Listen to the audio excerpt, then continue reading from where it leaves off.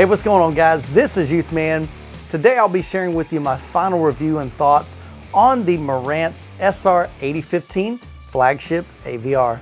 Now, before we dive into the review, if you are passionate about home theater, audio and video, and want to take your system to the next level, make sure you're subscribed to the channel because I produce weekly content that I'm sure you'll enjoy. All right, guys, first and foremost, about 2 years ago, I reviewed the SR8012, which is the predecessor to the SR8015. In that review, I really enjoyed the sound quality, the build quality, as well as the performance of the SR8012. So about 2 years later, Marantz came out with the SR8015 to replace the SR8012. Now, I covered a lot of the new features in the SR8015, so I won't mention those here in this video. If you're interested in that, I'll post a link to that video right up here in the card above. So I've had the SR8015 in my home theater for about 2 to 3 months now, and I've been using it as my daily driver. Now, for that period of time, most of that has been done without an external amplifier. Now, of course, I do have an external 11-channel amplifier, the Monolith 11X, but during this review, I wanted to see how well does the SR8015 perform just in and of itself. Now, in my home theater, I run a 7.1.4 Dolby Atmos setup. And so I've got 7 floor-level speakers as well as 4 in-ceiling Dolby Atmos speakers. The SR8015 had absolutely no problem powering this entire system to reference levels. I never once felt that the amplifier section was weak or it was kind of running out of gas. Definitely super solid performance. I really like the power that this unit provides. So let's first of all talk about the aesthetics of the SR8015. The SR8015 is actually very similar in style and design to pretty much many of the AVRs as well as processors that Marantz has made over the past several years. Now, although this design does look super stylish and sleek, I really like how the sides have this matte black finish, and then across the front middle section, it's this brushed aluminum finish. And that just looks really, really sleek. I really like the fact that most of the controls can be hidden behind the front door that opens up. And so that's great if you want to kind of hide that information and hide those controls just to give a really minimalistic design on the front of the unit.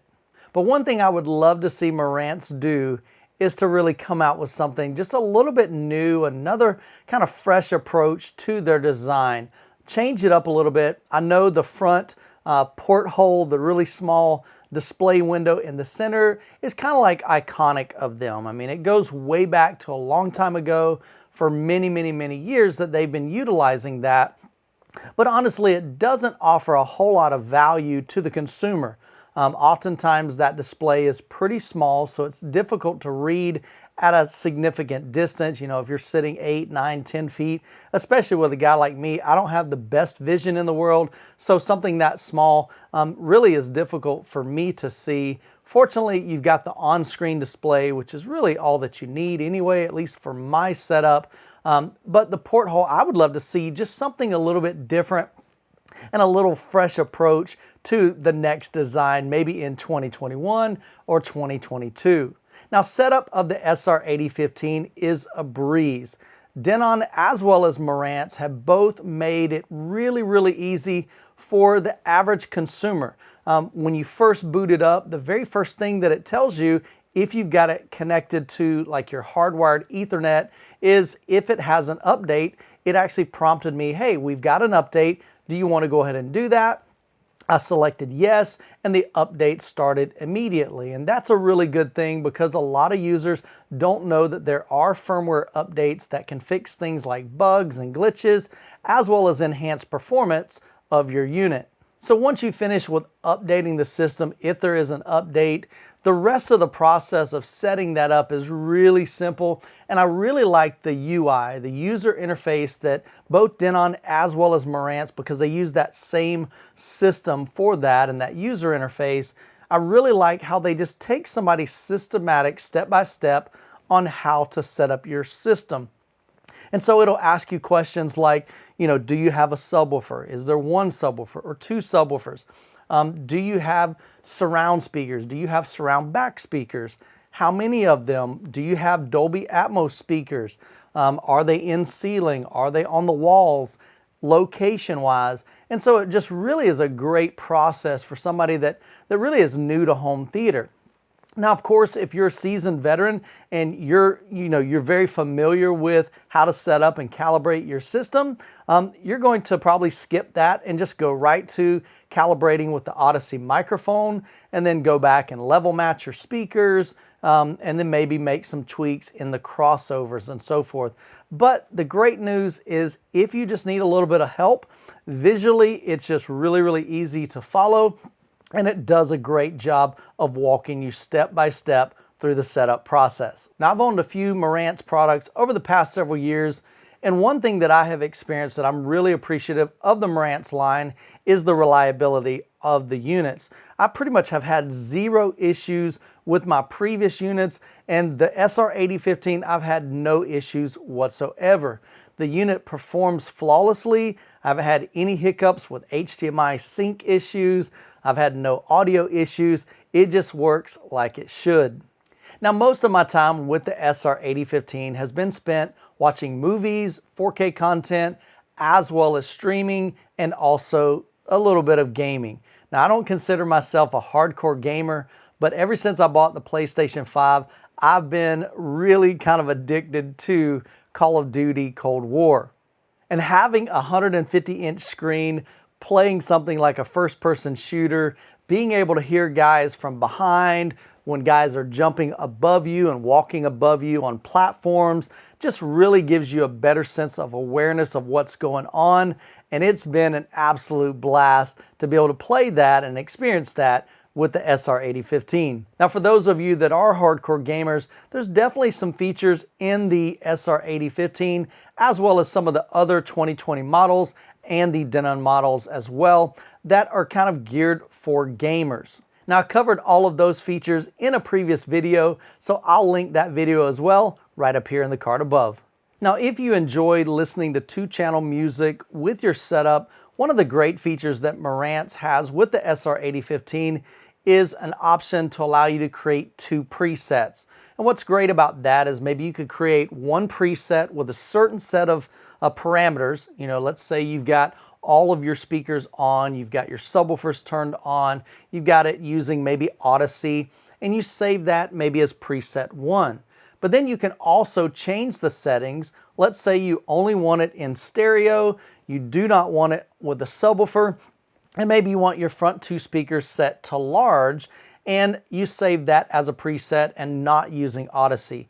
And so you can easily be able to switch back and forth between preset 1 and preset 2 to be able to automatically set up those settings with just a press of a button. Now, in regards to the remote control, the unit is nothing super special. A few things I do like about it is the fact that it is backlit. There's a button right here on the side that you can press that will illuminate the top small LCD panel up here, as well as the buttons below. So if you have the lights down and you're watching a movie and you need to be able to see, maybe to go into the setup or to change the volume, it just makes it really easy and convenient to be able to turn that backlit on to be able to see what buttons you need to hit. Now, in my setup, I really don't use the original remote control, so I'm not real concerned about that. It does kind of feel light, and it's definitely made out of plastic, so it's not like this amazing build. But again, a lot of people that have this caliber of a receiver or an AVR, they're going to be using something like a Savant remote control, maybe a Control 4. In my case, I use a Harmony Elite remote, and I really like this because I can set up activities to where I can have one for Watch TV, I've got one for Play PlayStation 5, and then I've got another one called Watch 4K. And so I can press one button, it powers on all of my equipment, all of my amplifiers, sets to the right setting, powers up my projector, and dims my light. But I did want to mention that I do like the fact that this remote does have the backlit remote, and really you can access just about everything from this remote. You can see it's got a ton of buttons on it. The only downside to that is, for the most part, it weighs the same on the front side as well as the back side. So I found a lot of times if I picked it up in the dark, I would just grab it and I would aim it and I would press the button and nothing would happen, and I would realize I had the remote backwards. I had it upside down.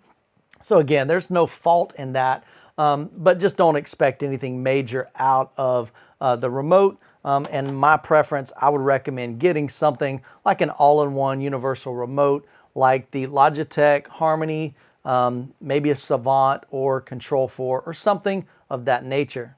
Now, very similar to the 8012 that I reviewed a few years ago, the SR8015 does get quite hot when in use. Now, one thing that's kind of surprising is I would think that it would get hot when you're just cranking a movie, when you got it up really loud.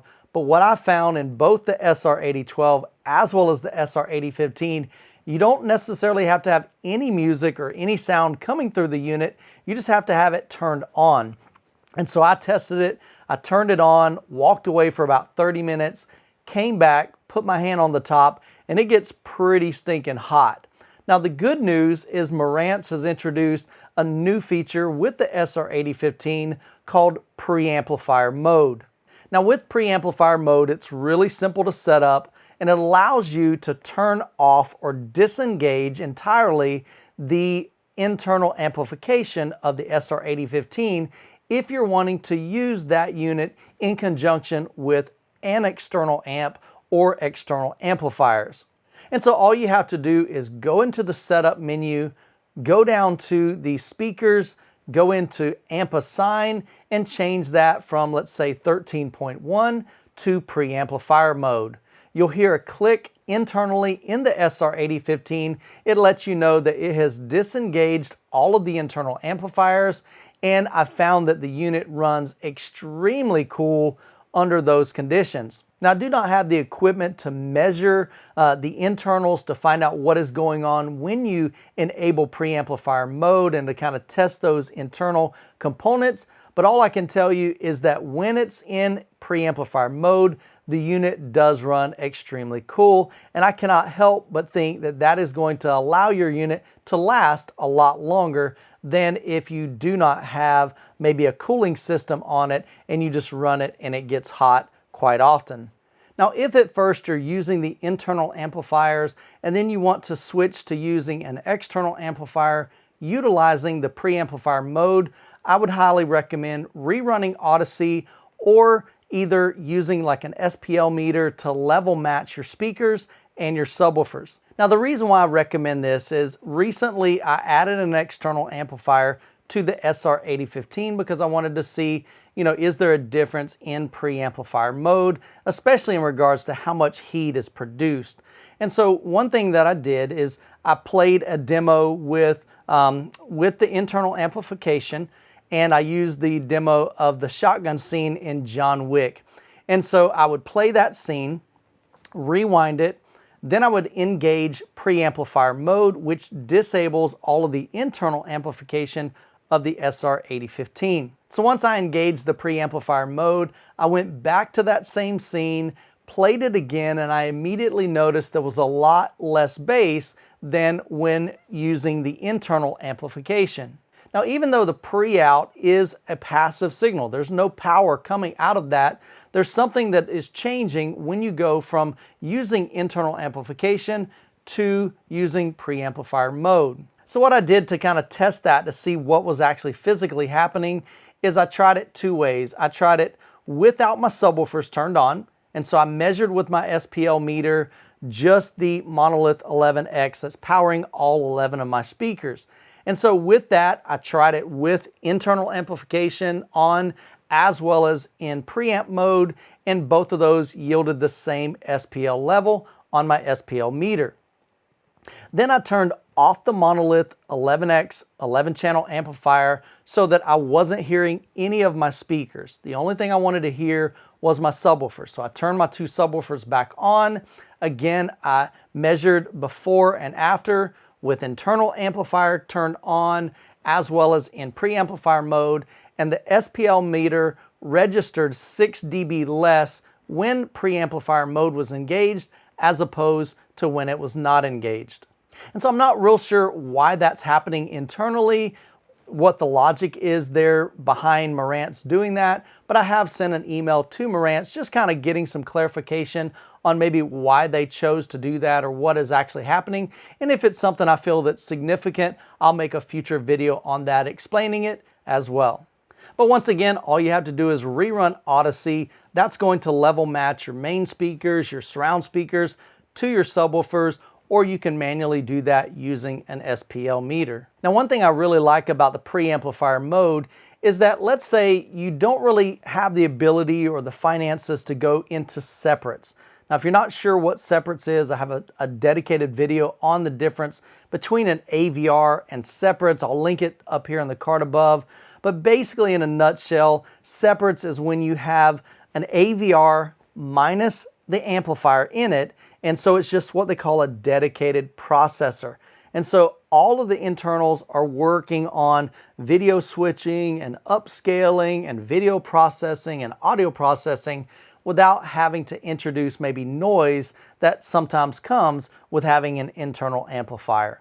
So maybe you're not ready to step up to separates just yet because it is typically a lot more expensive because you're having to buy a dedicated processor and either multiple amplifiers or one large amplifier. And so that cost in general is more expensive than going just with an all-in-one unit like an AVR. So if you're not quite ready to make that leap to separates, the SR8015 is a great fit because I believe it allows kind of an in-between. So you can start off with it as an AVR, which is an audio video processor.